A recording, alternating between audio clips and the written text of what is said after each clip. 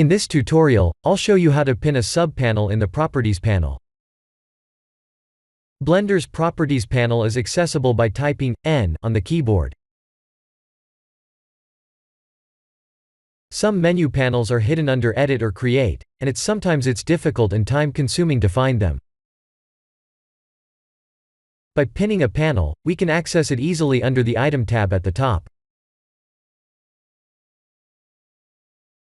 To pin a panel, we must right-click the panel name and put a checkmark located beside Pin. Let's pin the Bool tool menus, by right-clicking the name and putting the checkmark like this.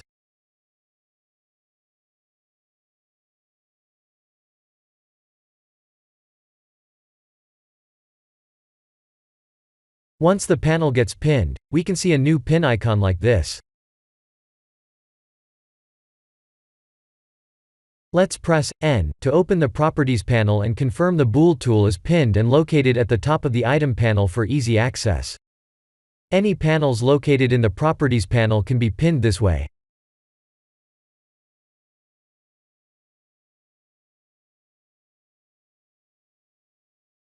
To unpin it, we can just click the pin icon like this. This is the end of the tutorial. Thank you for watching.